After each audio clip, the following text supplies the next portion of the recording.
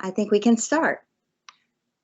So I am Margaret Owen. I direct the Center for Children and Families, and I want to welcome all of you here this morning for the second of our 4 spring lectures. Our spring lecture series has been presented for 14 years now. And I want one before I introduce, or before we have Dr. Megan Swanson introduce our speakers this morning, I do want to point out to you that all of the lectures from at least 13 of the past 14 years are available on the website, the Center for Children and Families website, ccf.utdallas.edu. Enjoy those there. And Dr. Megan Swanson is going to introduce our speakers this morning. Dr. Swanson is the organizer for our lecture series this spring, and I'm very grateful for that. So, Megan, would you please take over? Absolutely. Thanks, Dr. Owen. So I'm Megan Swanson, Assistant Professor of Psychology and a faculty affiliate of the Center for Children and Families. As Dr. Owen mentioned, this is our second talk in the 14th Annual Center for Children and Families Spring Lecture Series. So before introducing our speakers, I just want to go over a few key pieces of business. We are, as you gathered, meeting solely virtually today, so this is not a hybrid event. So I'm going to ask that you all please hold your questions until the end, unless you have a quick clarification question. Rachel Berglund and myself will be monitoring the chat from Teams, and we'll pass along any clarification questions that come up during the talk. So Dr. Kane and Slavish, don't worry about monitoring the chat while you're presenting. Our next talk is going to be on April 15th, and the talk is by Taylor Toynes, and it's titled Bolstering the Superblock, How One Organization is Working to Build Community and End Oppression in South Dallas. I'm very excited about this talk, and it is coming up quickly next week at the same time, Friday at 9:30 a.m., also on Teams, so be sure to register and join us for that talk as well. The last piece of business is that Rachel will be placing a link in the chat at some point in time during the talk to fill out a survey on the presentation today. So please be sure to do that. All right, so today our talk is titled Understanding Family Sleep Health Using a Social-Ecological Approach.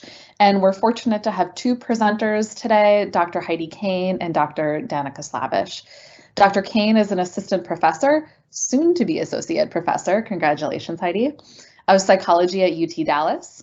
Dr. Kane directs the Close Relationship and Health Lab, where they investigate the biopsychosocial pathways in which close relationships protect and promote well-being, including sleep, and vice versa, how our well-being impacts our close relationships. Her research has been supported by the Jerry M. Lewis Foundation and by the School of Behavioral and Brain Sciences. Dr. Slavish is an assistant professor of psychology at the University of North Texas. She's a health psychologist and directs the Sleep and Health and Everyday Life Lab, where they investigate the sociocultural, biological, and behavioral correlates of sleep, health, and well-being. Dr. Slavish was an NSF Graduate Research Fellow and has won awards from the American Psychological Association. Her current research is funded by NIH and the Canopy Growth Corporation.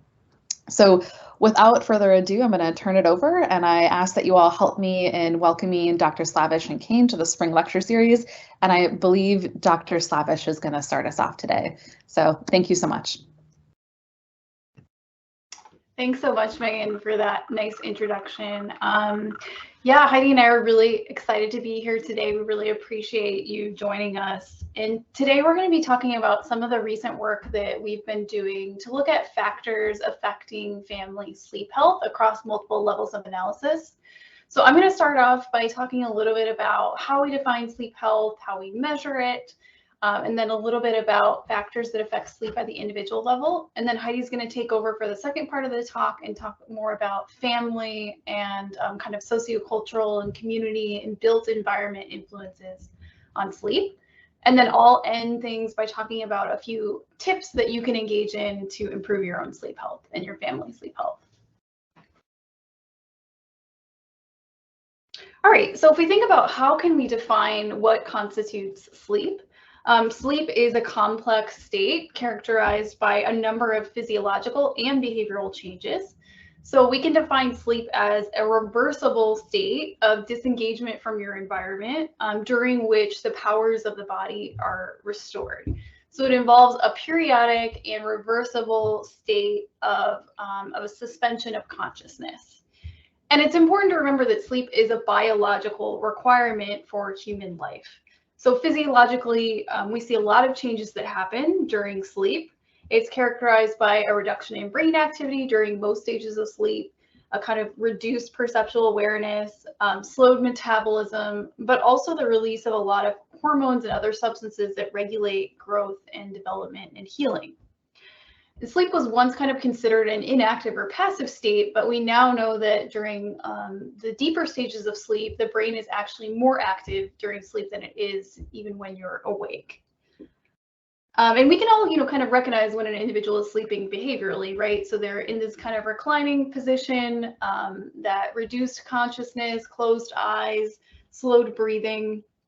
But also sleep is culturally and socially determined.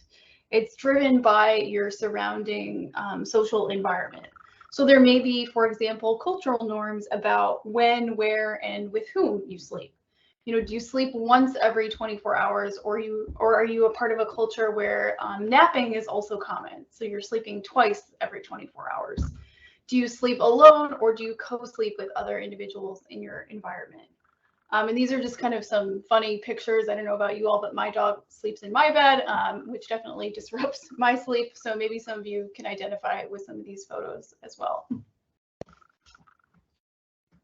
All right, and if we think about different ways that we can define how well an individual is sleeping, typically people think first of sleep duration, or how long are you sleeping every 24 hours? And that is a really important aspect of sleep. So we know that adults need about 7 to 9 hours of sleep to obtain optimal sleep duration. Although many of us try to get away with less than that, myself included. And interestingly, humans are the only animal that willingly deprive themselves of sleep. And we see this kind of interesting U-shaped relationship between sleep duration and health, such that people who have really short sleep duration, but also really long sleep duration, greater than 9 hours, are at risk for adverse health outcomes. We can also measure sleep health through looking at sleep quality. And this is just kind of people's subjective perception of how refreshing and restorative their sleep was.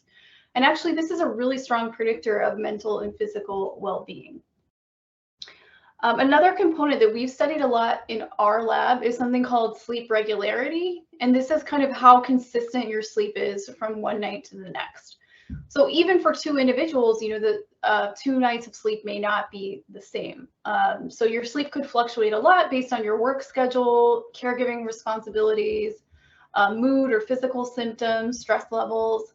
And if we only looked at your average sleep patterns across any given period of time, it might obscure those fluctuations. And we've shown actually in our lab that more irregular sleep schedules are associated with increased risk for chronic medical conditions. Another important aspect of sleep is sleep timing, or when you go to sleep and when you wake up. So there's been a lot of interesting research showing that even if you're getting 7 to 9 hours of sleep, if you're sleeping during the day, that sleep is it's a lower quality, less restorative sleep than if you're sleeping 7 to 9 hours at night. So there's something evolutionarily advantageous about sleeping at night. And if you're sleeping during the day, that could disrupt your circadian rhythm. The final aspect of sleep health that we typically look at is something called sleep continuity, or how long it takes you to fall asleep, and then do you stay asleep once you go to sleep. So, for example, does it take you an hour to fall asleep every night, or do you wake up several times throughout the night? And there's been research showing that even if you're getting 7 hours of sleep, if it's frequently interrupted or fragmented, that results in lower quality sleep than getting a consistent 7 hours where you're not awakened, because you're restarting your sleep cycle every time you're woken up. So we'll be talking about these different aspects of sleep health throughout the talk today. All right, and we know that sleep changes really dramatically across the lifespan, especially during the first few years of an individual's life. So by the time someone turns 18, a child will have spent approximately 40% of their life sleeping, kind of emphasizing the importance of this behavior for growth and development. And we also know that sleep deprivation is increasing across all ages of society. So over the last 20 to 30 years, there's been a steady decline in sleep duration. We're kind of moving towards this 24/7 society. Adults are working longer hours, more irregular shifts, longer work shifts. So this has disrupted sleep across the lifespan. If we look at kind of different amounts of sleep duration that are needed by different ages or different periods of development, newborns and infants spend about 50 to 75% of their time sleeping. And a lot of this time is spent in those deep restorative stages of sleep that are important for growth and learning and development. So rapid eye movement sleep and slow wave sleep. As we approach adulthood, we need less sleep, 7 to 9 hours. But it's not just duration that's important, but also sleep quality and sleep depth. And as we approach older adulthood, we still need 7 to 9 hours, although it unfortunately gets harder to actually obtain that. All right, and if we think about the conditions that are needed to promote optimal sleep, sleep is a really vulnerable state, right? We're very susceptible to outside threats during this period of reduced consciousness and awareness. So in order for optimal sleep to occur, there are several things that need to happen. So first of all, the sympathetic nervous system needs to sort of be deactivated. This is the system that controls your stress response, that fight or flight response. It activates your heart rate, increases your heart rate, blood pressure, sweating, mobilizes energy to help you fight off or address different stressors or threats that you face in your environment. So if this system is activated, it makes it harder to relax and fall asleep.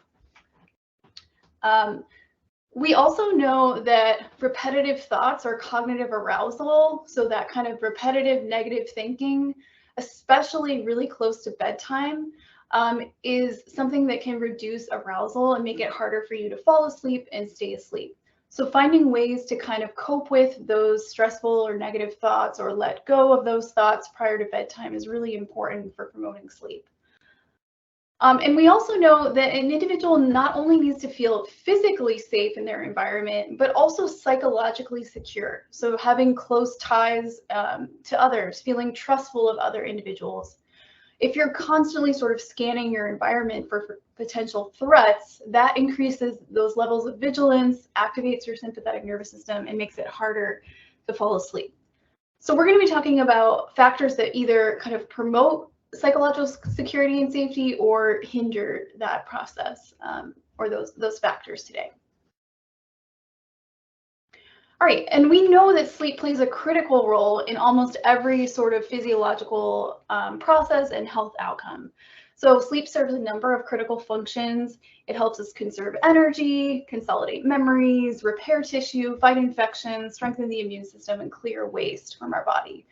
But in addition to those critical physiological processes, sleep also plays a really strong role in helping us regulate our emotions, which can affect our ability to maintain good or positive social relationships. So under conditions of insufficient sleep, you may be more irritable, more likely to lash out at your friends or family members or coworkers. And there's been a lot of interesting work in this area. So for example, some work has shown that when people are tired or sleep deprived, they socially withdraw and they report greater loneliness, but also that other people perceive those sleep deprived individuals as being lonelier. People are also more likely to remember negative events after sleep deprivation than remembering positive events. So it can really impact a lot of aspects of our emotional health and well-being. It also can affect people's cognitive performance and development. So sleep helps us consolidate memories, integrate new skills that we learn over the day. And so really we see that sleep plays this critical role across multiple aspects of physical and emotional well-being. Right, sleep is an individual level behavior, but it's also embedded in a larger socio-ecological context. So this is the framework that Heidi and I are using to kind of understand what affects people's sleep. So factors related to sleep do not occur in isolation.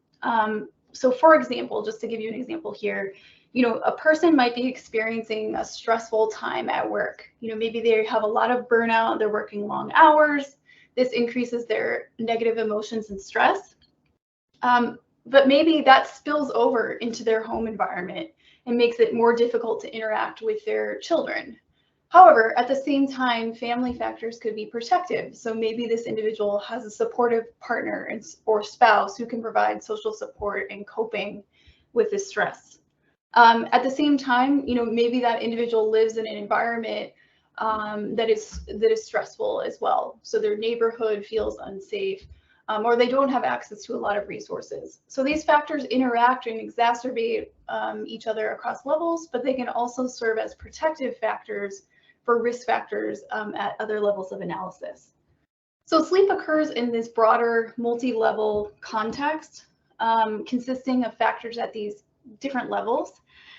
So Heidi and I are going to talk about each of these levels today. I'm going to start with talking about individual level factors, and then Heidi's going to talk more about family and community and built environment influences on sleep.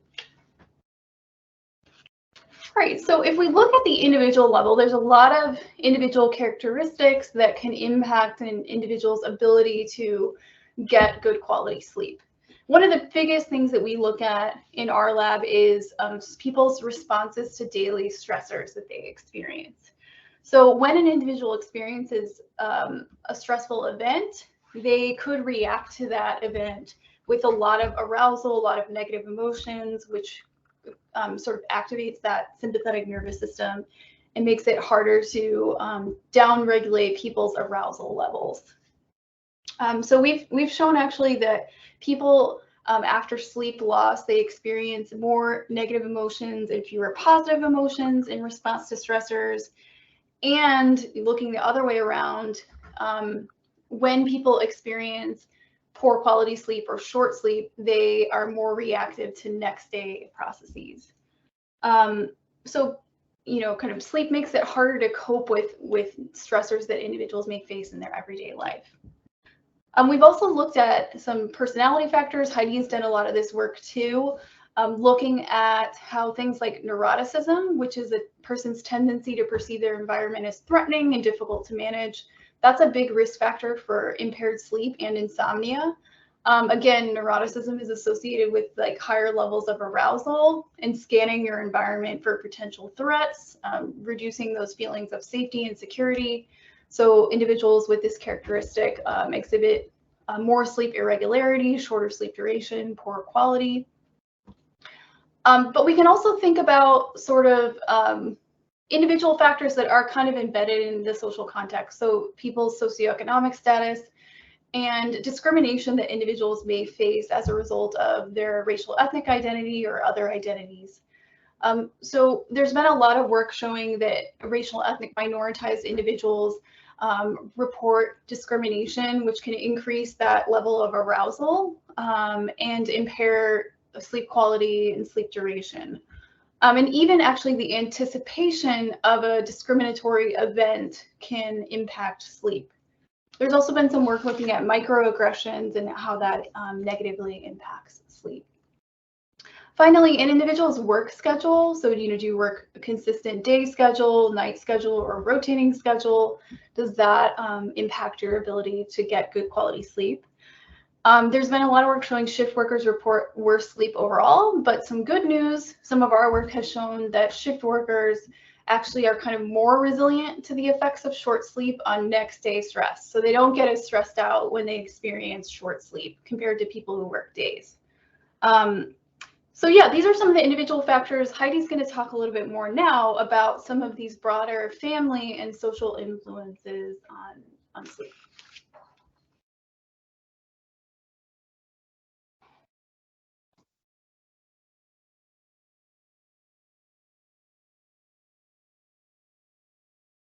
Unmute. Hey Heidi, I think we can't hear you. Can you hear me now? Great. Yeah. Okay, thank you. So we've been talking about sleep as this individual behavior, but as Danica said, sleep is has been thought of more now as a social behavior or a behavior that occurs within a social context.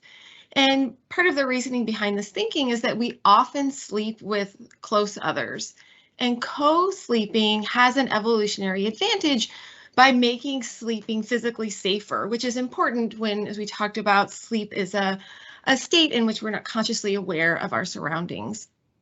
And the degree of co-sleeping varies by several sociocultural influences. And according to the National Bedroom Poll, this one was conducted in 2013, but 2/3 of partner people in the US reported that they share a bed with a significant other. And if we're looking at other, they also reported that close to 1 in 10, approximately 1 in 10 people either shared a bed with their child or children, or even, as Danica mentioned, a beloved pet. And in fact, we often sacrifice physical comfort in sleeping to co-sleep with others. So people often report that they sleep better or that they feel psychologically better when they co-sleep with others.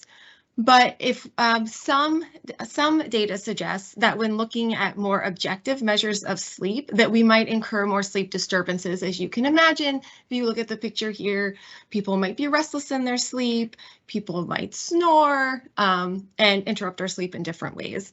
But again, more research is needed in that area. So let's take a closer look at family sleep.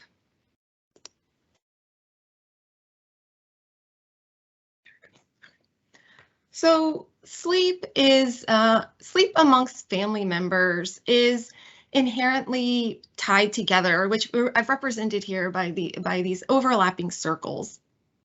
And in our data, we see that spouses' daily sleep is correlated, such that on nights that when one partner reports especially high levels of sleep quality, the other partner also reports this, and we see this similar for night wakings, sleep duration, and also across both objective and subjective assessments of sleep. And these correlations are moderately strong, indicating that we really cannot investigate the sleep of one individual without considering them within their family context. And in another study that brought in this to two-parent families, so this was a study of 163 two-parent families, the researchers found that mother's sleep, both her duration and sleep continuity, again, her ability to fall asleep and stay asleep, was predicted by both father's and child's sleep in the home, whereas in this study, father's sleep was only predicted by the mother's sleep. And interestingly, the child's sleep was also predicted by the mother's sleep. And so these findings are consistent with others showing that child sleep disturbances predict greater disturbances in parental sleep. And some show that this might be particularly more in mothers, in part because mothers on average tend to identify as the primary caregiver in the home. And these sleep disturbances can be especially pronounced if children have trouble falling asleep, which can affect the timing of sleep for parents, or if they experience sleep disturbances throughout the night. And so it is widely known and acknowledged that when children are infants, that parents do have a significant amount of sleep disturbances, largely resulting in fragmented sleep due to intensive caregiving and nighttime feedings. But these disruptions can last for several years. And in fact, one study has shown that parental sleep does not recover for at least 6 years until after the birth of each child. And in another national poll, half of parents reported that their child's awakenings, and this is child's awakenings across of all ages, led to an average of 30 minutes of sleep loss per night. So clearly, sleep disturbances, these disturbances can permeate throughout the family and also affect daily functioning in the family the next day, which can then go on to affect sleep among family members at night in a reciprocal fashion. And so what I want to talk about now are some ways in which interactions among family members can affect sleep in the family. So first, I want to talk about how some individual factors can not only affect one's own individual sleep, but also the sleep of their family members.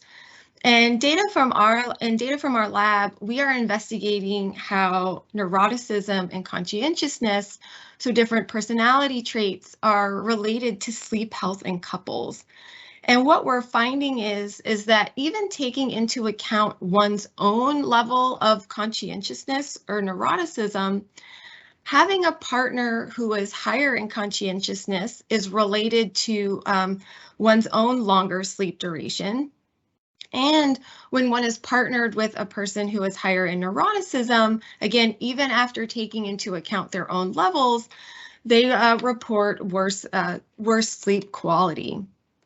And what we're interested in now, sort of looking at now, is how maybe partners, different personality traits may interact with one another. So it might be the case that if I'm partnered with someone higher in conscientiousness, but I'm lower, that my partner's level of conscientiousness protects my sleep in a compensatory fashion because they help reduce stress in my life and they help create more of a routine. So these personality, so some of these individual factors may affect family sleep through also shared family experiences and interactions.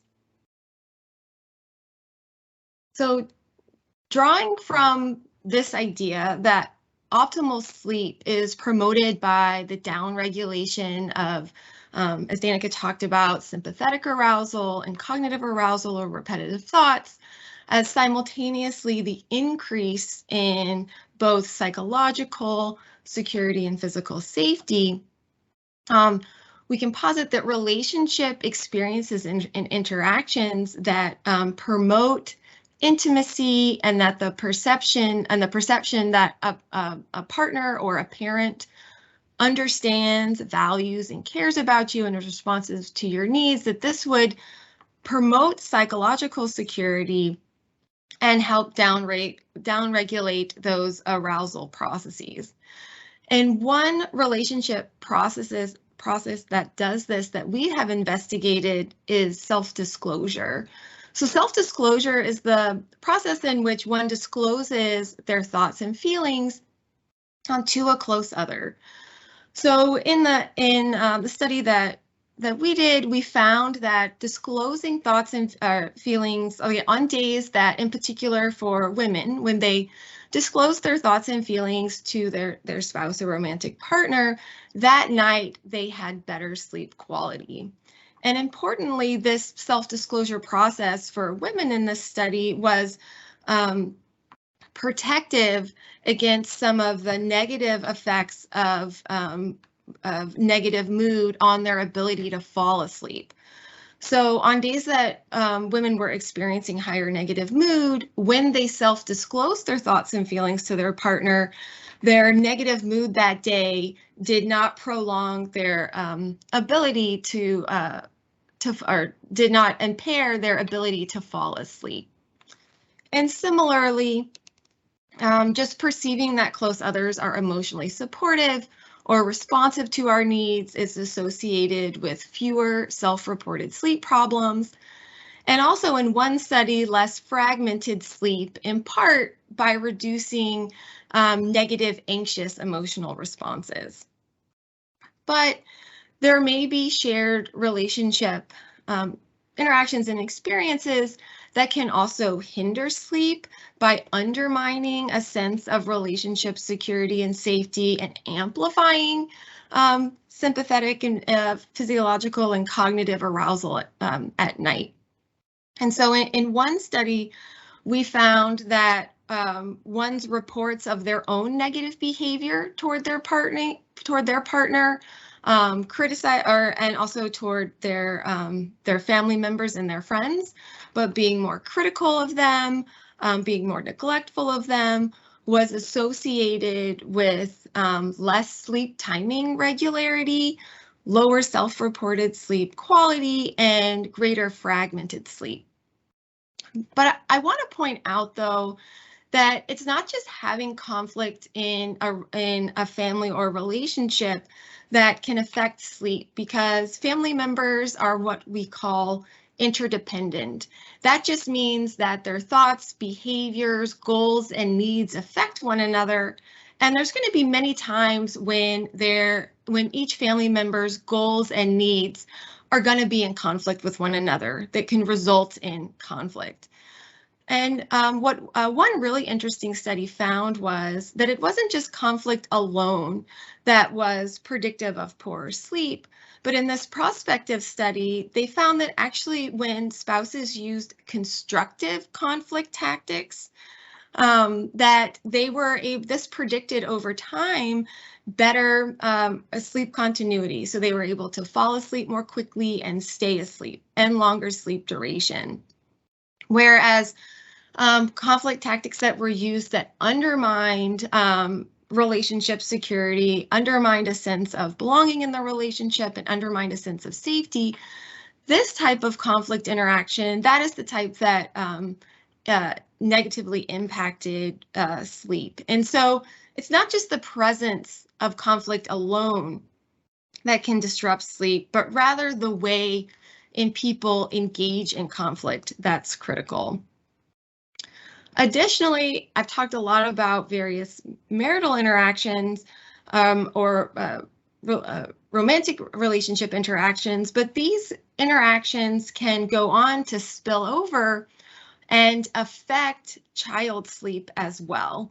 So in one study, they found that the greater marital aggression was predictive of poor child sleep. However, when children had higher emotional security, that is, when they did not respond to parental arguments with enhanced negative emotions, when they did not ruminate about their parents' marital relationship, and then when they were able to regulate their behavior, when they were high in this protected them from the negative effects of parental marital aggression on their sleep duration and their sleep continuity. Again, their ability to go to sleep and stay asleep. So here we can see that family interactions are critical factors in promoting or hindering optimal sleep environments. So we talked about shared family experiences. Families' sleep may also be tied because they have shared family culture and routines about when they go to sleep and where they sleep. But also, the family is embedded within a larger community, social community, and built environment. And so they share those factors as well, which can also affect their sleep. And so I want to talk a little bit about these shared community and built or physical environments. So a small, although growing literature is showing that both physical built features of one's environment, so things like their exposure to light, exposure to noise, whether that be traffic noise or airport noise or other types of noise, exposure to crime and public safety, as well as green space, and also more community social aspects of one's neighborhood, such as neighborhood cohesion. So the degree to which one believes that they have trusted neighbors, that they have a sense of belonging in their community, and that if something were to happen, their neighbors would be there to help them, all go on to affect sleep. However, the research in this area is somewhat inconsistent, and there might be several reasons for this. And one is that how people have looked at this in the prior work is that they've primarily taken into account only residential exposures to their built and community environments, and they don't necessarily take into account people's activity spaces. And what this means is where people go throughout the day. So not everyone spends a lot of time in their home environment. They may go out for other reasons, for work or socialization. And so they may have different exposures during those times. So if their neighborhood doesn't have green space or sidewalks for safe walking and physical activity, they might be spending time at other places where they do have exposure to those things. Another reason is that there may be a disconnect between how people perceive their neighborhoods and how others might objectively view one's neighborhood. So a very salient example of this is perceptions of safety in the neighborhood. So one's perception of their physical safety in their own neighborhood may not map onto, publicly available crime reports or potentially what might one view as a more objective measure of neighborhood safety. And finally, these studies also primarily focus only on these neighborhood and community factors and largely ignore the family and individual components that we've been talking about in the home or how they might interact with these neighborhoods. However, some initial studies are beginning to examine how the community and built environment can affect different individual factors, thereby affecting sleep. So let me just share one or two examples of that. So here in one study, for example, this was a study of Black adults in Pittsburgh, and it showed that perceptions of neighborhood trust and cohesion, again, how connected you are to your neighbors, the degree to which you believe your neighbors are there for you and that you could rely on them, as well as measuring other aspects of infrastructure, such as perception of light and noise or disorder in the neighborhood. They found that those things impacted adult sleep quality through their perceptions of distress. And so through the distress, just generalized distress they may be experiencing. And as I noted before in this study, interestingly, they only found this with self-reported aspects of the neighborhood. So when they used more objective neighborhood characteristics through observational coding of land use, pedestrian safety, litter, etc., these things did not affect adult sleep quality in that study. Further, in another study, this study looked at infant sleep continuity and found that their assessment of what they called neighborhood deprivation, which was a conglomerate measure of community crime reports from police services, as well as other observations in the neighborhood, that affected infant sleep continuity, but through maternal perceptions of neighborhood disorder and neighborhood safety. And so these studies demonstrate that neighborhood factors at the family or individual level may help that factors at the family and individual level may help explain how neighborhood factors can affect sleep, but also researchers are starting to recognize that they can also interact with these factors to either enhance sleep or protect people's sleep. So to sum up briefly at this point in the talk, I just wanted to we are making the point that sleep is a critical biological, cultural, and social health behavior that changes and occurs across the lifespan, that it is a behavior that is embedded within the social ecological context, And really that future work needs to examine the interplay of these predictors across these levels to gain a full picture of the predictors of sleep and to design specific interventions that address sleep. And using this approach, Danica and I are launching a new study that aims to examine sleep in parents, examine sleep in Hispanic and Latino parents of young children. And so in this study, we're going to be able to examine these cross-level effects of individual and family influences within their community and built environment.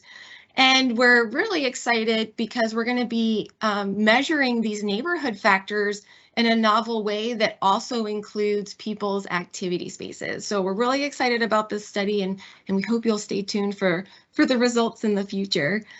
But before closing this part, I did want to acknowledge that we focus this talk on predicting sleep from experiences that happen during one's waking hours. However, as I mentioned before, these associations are bidirectional and reciprocal. So sleep health can affect daily waking processes, as Dana talked about. And so the effect of sleep health on these processes can also permeate through the social ecological context. And various factors within the social ecological context may be able to protect people from poor sleep the night before, especially we're interested in these factors, particularly when it's not possible to change someone's sleep if they don't have control over when they can go to sleep. And also examine the factors that may exacerbate these problems as well. So given the importance of sleep in everyone's life and the whole host of factors that can affect it, and also given that, as we've talked about, sleep problems are incredibly common, particularly in our 24/7 society and lifestyle. And so we wanted to sort of end this talk by going in and talking and giving some practical things that one could do right now to try and improve your sleep at home with your family. And then afterward, we'll be happy to take any questions. So I'm going to go ahead and turn it back over to Danica. Yeah, thanks, Heidi. Yeah, like Heidi said, there are some factors that we can't control when it comes to our sleep, right? And not all of us have equal access to resources to promote good sleep. But there are some things that we can do that are in our control to help promote healthy sleep. So I just want to give you a few tips to kind of help potentially improve your own sleep, but also your broader family sleep. So one of the best things that you can do is, to the extent that you can, I know not always possible, but try to get up at the same time each morning or each day. So make that waking time really consistent. So even if you don't get adequate sleep during the weekday, for example, trying to wake up at the same time on the weekend is really critical. This helps your body know kind of when to expect sleep versus wake. It's also really important to try to get some early morning sun exposure if possible. So, even if this just means kind of looking out a bright window or taking a really quick walk, this is a really good way to strengthen your circadian rhythm. It also kind of boosts alertness and mood, get that vitamin D exposure that's beneficial for health. So trying to do that every morning when you wake up can be helpful. Another really critical thing that you can do for yourself and for your family, especially if you have young children, is trying to establish a consistent bedtime routine. All right, so this could involve a lot of different things, maybe reading with your child if you have young children, or engaging in like bath time, maybe cuddling with your child, or singing a song, or something like that with your child. Each night you do this. And this is really beneficial for promoting child sleep, but also for other outcomes too. So having a bedtime routine has been shown to predict better cognitive and emotional development outcomes in children. And that in turn could affect the well-being of the parent as well. So to the extent you can, trying to have a routine, and then also for yourself, maybe just some ways to kind of wind down before bedtime. Staying physically active is also really critical. So, even if it's just some light walking or stretching or yoga, exercise reduces inflammation, which is beneficial for health and for sleep as well. So trying to stay physically active throughout the day with yourself and your family members. Another critical thing you can do is trying to only get into your bed to go to sleep when you're actually tired. So I think a lot of us, sometimes get into bed and then we might look at our phone or other devices, which causes us to not really feel tired when we actually want to go to sleep. So only get into your bed when you're tired, and this will help your brain associate your bed with sleeping instead of with wakefulness. At the same time, if you wake up during the middle of the night and you can't go back to sleep, get out of your bed and try some kind of low arousal activity before you get back into bed, and only get into bed when you're tired again. I kind of mentioned this before, but trying to wind down before bedtime is really critical. So having a relaxing routine, avoiding looking at screens. That blue light is damaging for obtaining good quality sleep.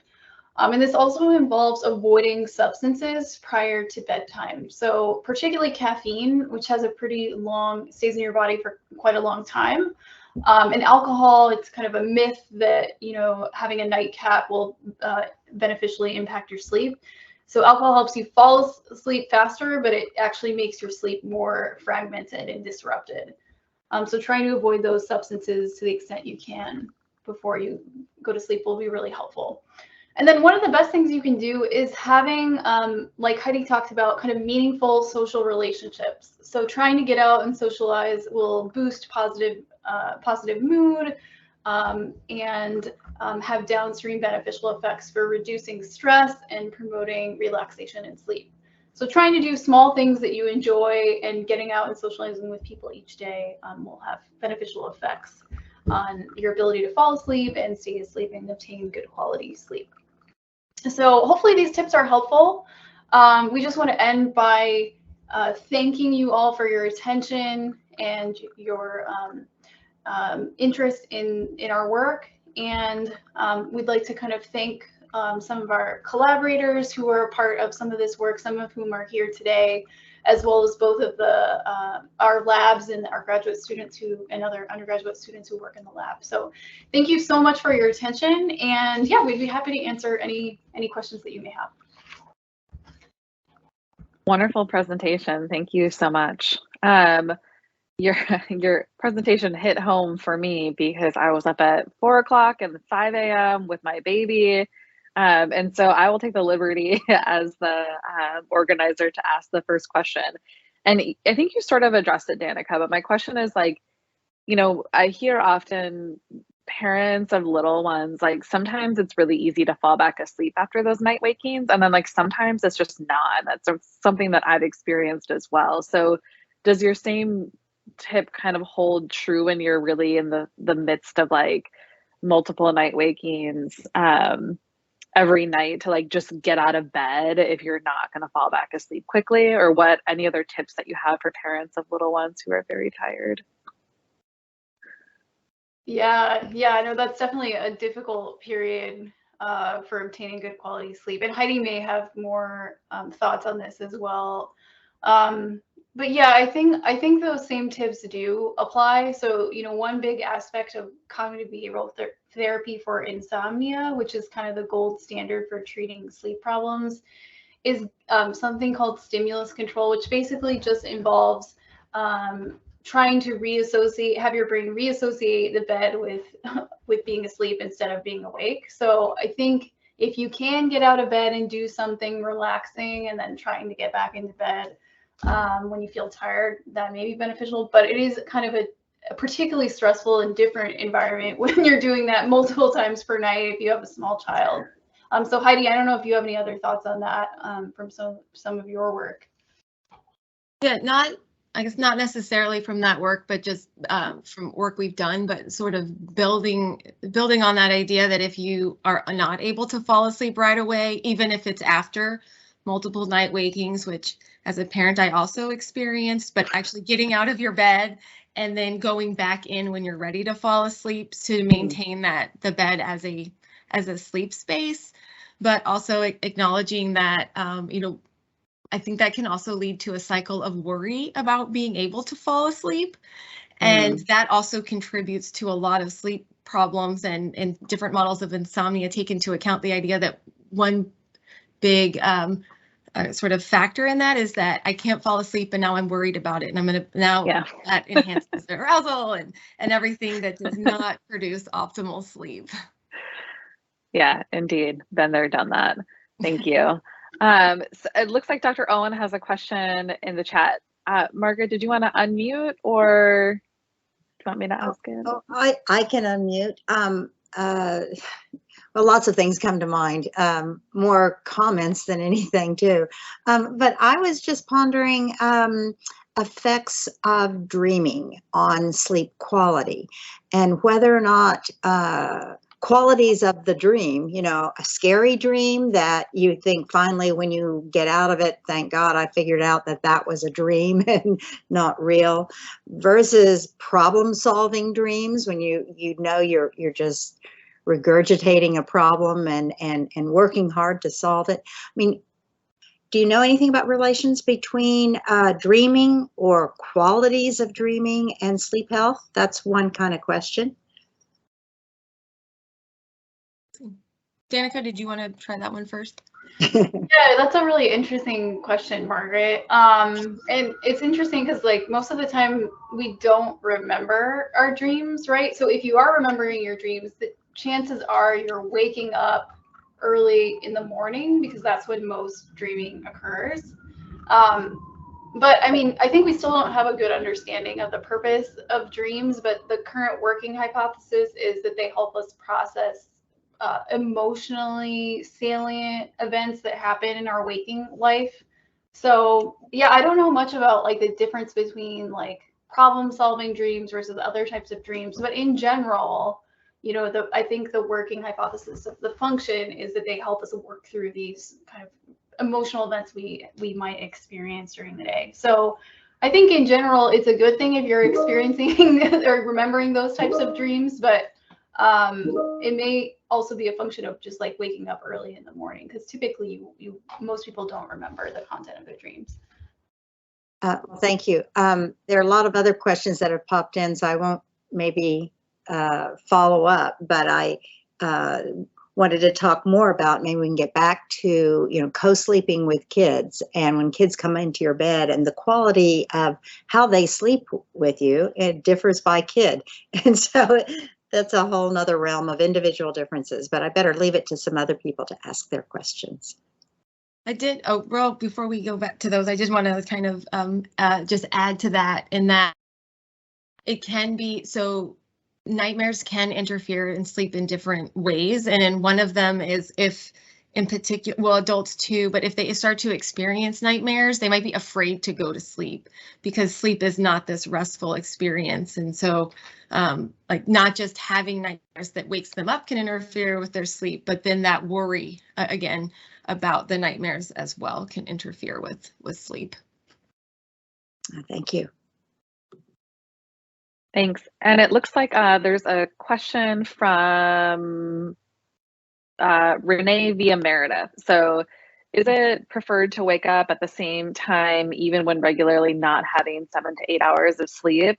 If so, can missed sleep be made up for through naps during the day?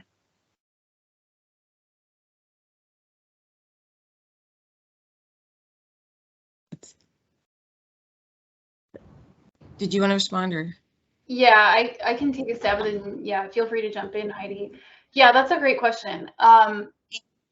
I would say yes, like it is important to try to still wake up at the same time each morning to the extent that you can.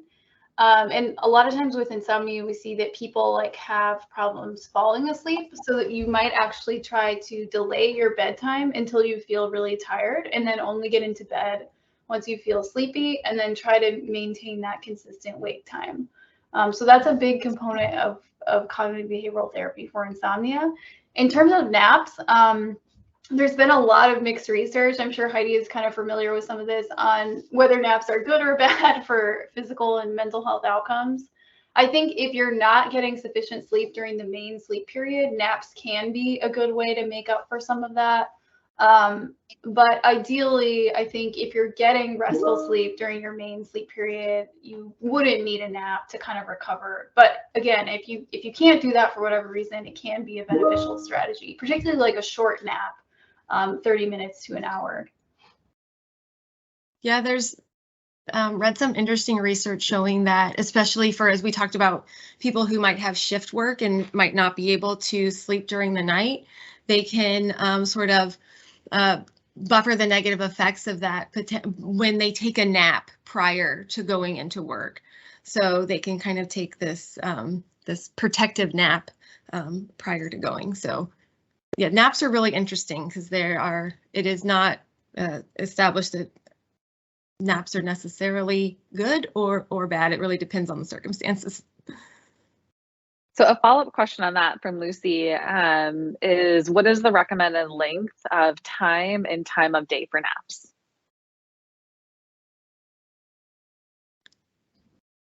Yeah, I've heard, I don't know, Heidi, if this matches your experience, but relatively short naps is more beneficial than taking an extended nap. So like 30 minutes to an hour, I think, has been shown to have the most beneficial effects for like cognitive function. I'm not sure about other outcomes. And then, yeah, go ahead. No, go ahead. I was just going to say, in terms of timing, avoiding naps relatively close to bedtime. So, in the early afternoon or earlier, I would say, I think is going to be most helpful. Otherwise, it can really disrupt your propensity to sleep at night. Yeah, and I was saying, it's interesting in sleep researchers, if you have a really extended long nap, it's not actually considered a nap. It's considered a sleep period, just not at that during the night hours. Thanks. So Joanne asks, do dreams indicate deep sleep or lighter sleep? So dreams occur in rapid eye movement sleep, which is considered one of the deeper stages of sleep. So typically what happens when you go to sleep, dreams typically occur in the second half of the night during REM or rapid eye movement sleep. So those periods get longer and longer as the morning approaches. And that's why typically you remember your dreams if you wake up in the morning, because that's like when most of the dreaming is occurring. Thanks. And then, so Karen has a question. Karen, do you want to, I should be asking people if they want to unmute, or I can ask a question on their behalf. Sure, So I'll unmute. Hi, you guys, this was a terrific talk. So relevant to my work and my life. Anyway, my family has insomnia, at least 3 generations. My brothers, my dad, my grandmother. And so I've been taking sleep helping drugs for probably at least 15 years. And had a lot of insomnia and really bad nights before that. So what do you think about taking the drugs? I mean, they help a lot, but I even had to switch because I took one too long. But anyway, your thoughts?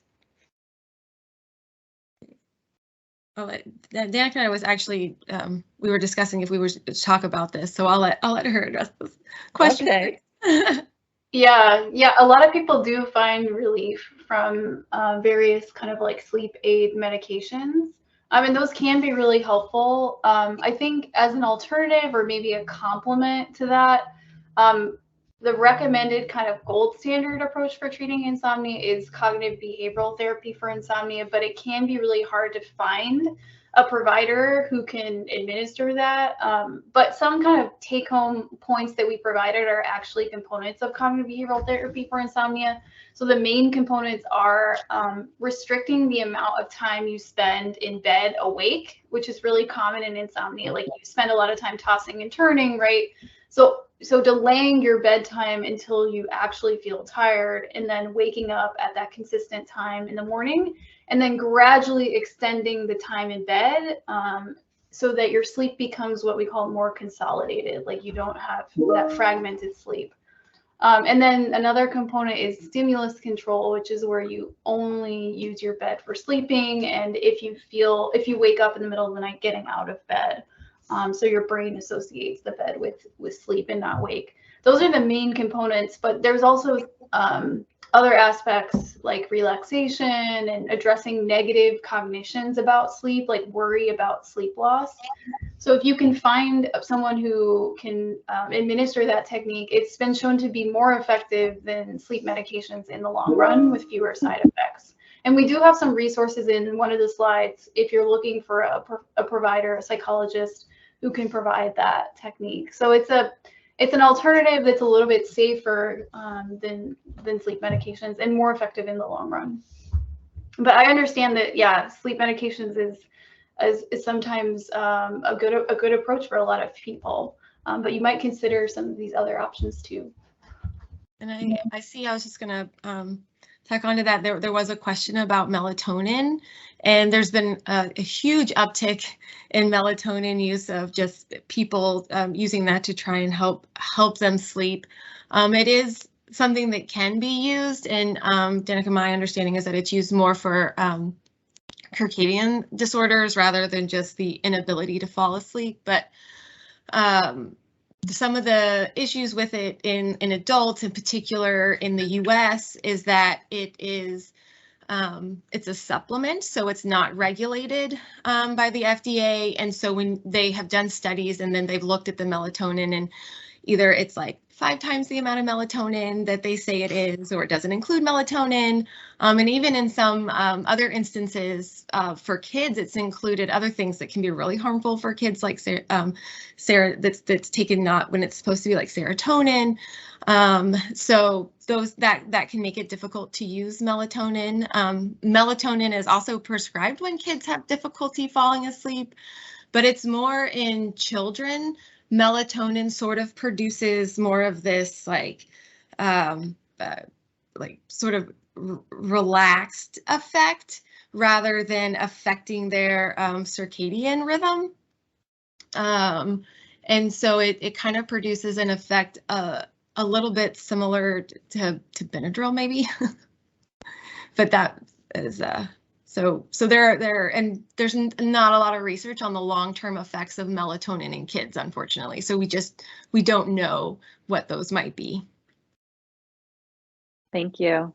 So we are out of time, and I do see there's one question we didn't get to from Dr. Mills. So I'm wondering if maybe Danica and Heidi, we can just address that in the chat because we're a couple minutes over. Sure. So I want to be respectful of everybody's time. But thank you so much for a wonderful and informative presentation. I think we're all going to be thinking about this talk tonight as we wind down and go to bed. So I appreciate your tips, and we can't wait to see what you all do with your study. Thank you. Thank you so much for having us. Yeah, thank you, everyone. Thanks for your attention. Thank you.